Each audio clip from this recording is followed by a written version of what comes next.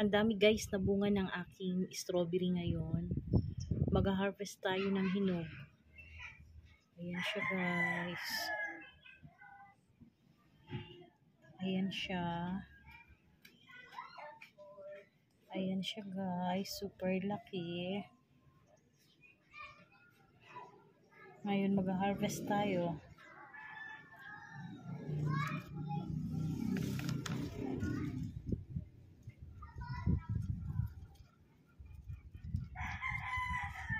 Gamitan na lang natin ang gunting. Yung pangkat. Ayan yung pangkat natin guys. Ayan. One down.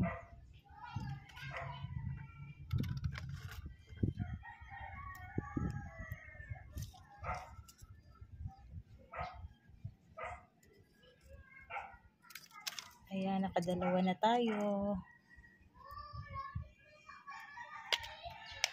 Then, ito ay putulin ko na lang ng aking kamay. Medyo maliit siya.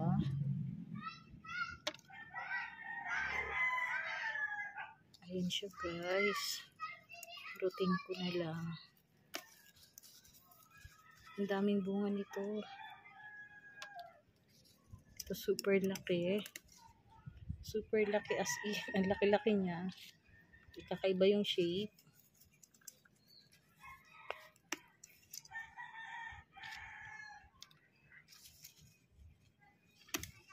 Ayan siya guys.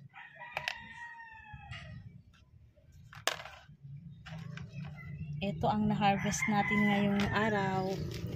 Ang lalaki ng bunga niya. Ito ay heart shape siya.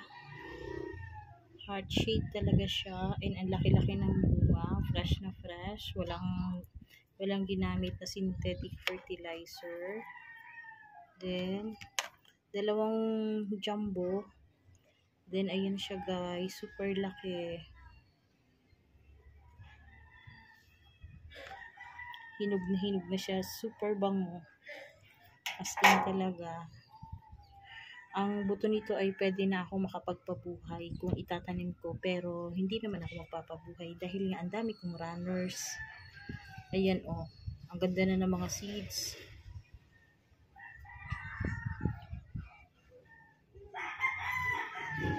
Sa strawberry ay parang common na rin sa akin kasi lagi na ako nitong nakakakain.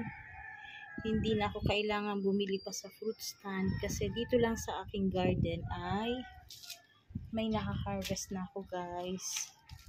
Ayan siya. Sobrang natutuwa ako kasi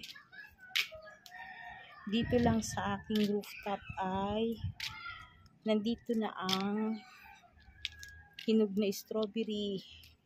No need na akong magpakahirap or gumastos pa.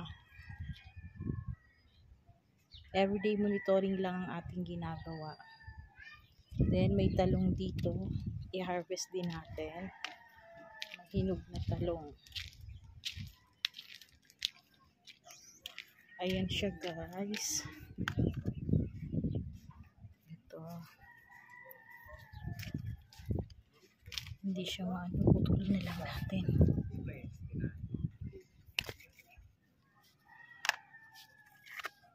Ayan siya. Meron akong strawberry. Meron akong talong.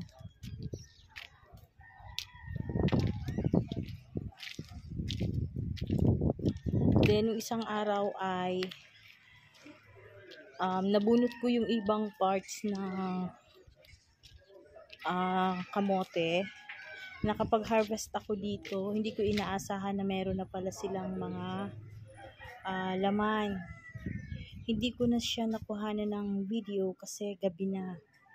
Kaya kinukwento ko na lang sa inyo at saka yan ay mga bagong tanim. Kailangan ko makapagtanim ako na ng matataba na stem.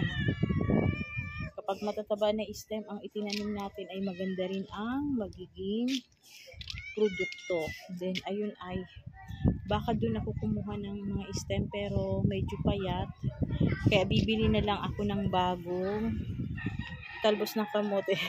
Ayan si Orange, nagpapa-extra sa akin. Hello Orange baby. Orange, dali. May harvest tayo, oh. May harvest tayo. Ano? Ha? Oh, may harvest tayo. Ang lalaki.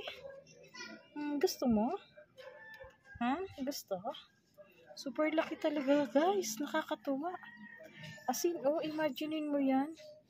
Tapos ang kulay niya talaga is red na red. As in, dark red. Oh, wag na. Wag sa akin, baby.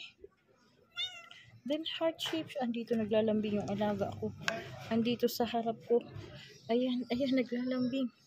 Hello, oh, meron tayong na-harvest. Oo, sa susunod, content na kita. May mga videos na ako. Opo. Ayan, Jesus ko. Nagrarab ng katawan niya sa akin. Opo. Ayan. Opo. Sige, amuyin mo. Amoy. Ayaw.